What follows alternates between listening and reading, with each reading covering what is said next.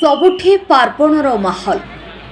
ପୀଠ ଓ ପେଣ୍ଡାଲରେ ଚାଲିଛି ମନ୍ତ୍ରପାଠ, ଲାଗିଛି ଭକ୍ତଙ୍କ ଭିଡ଼। ଶାରଦୀୟ ନବରାତ୍ରିର ଆଜି ଅଷ୍ଟମୀ ସରି ଚାଲିଛି ନବମୀ ପୂଜା। ସବୁ ମଣ୍ଡପରେ ପୂଜାର୍ଚ୍ଚନା ମନ୍ତ୍ରରେ କମ୍ପୁଛି ଧରାପୃଷ୍ଠ। ମାଙ୍କ ପାଖରେ ପୂଜା ପାଇଁ ଲାଗୁଛି ଲମ୍ବା ଭିଡ଼। ସନ୍ଧ୍ୟାରେ ଆଳତୀ ଦେଖିବା ପାଇଁ ମଣ୍ଡପ ସାମ୍ନାରେ ଜମୁଛି ଲୋକଙ୍କ ଗହଳି। ଦିନ ଅପେକ୍ଷା ରାତିରେ ମାଙ୍କୁ ଦର୍ଶନ କରିବା ସହ ଲୋକଙ୍କ ମନ ମୋହୁଛି ଆକର୍ଷଣୀୟ ତୋରଣର ଆଲୋକମାଳ।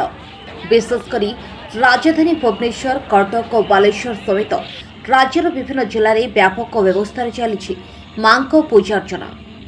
ବାଲେଶ୍ୱରରୁ ସ୍ଥିତି ରେଖାଙ୍କ ରିପୋର୍ଟ, ଖବର ଟୁଡେ ଓଡ଼ିଶା।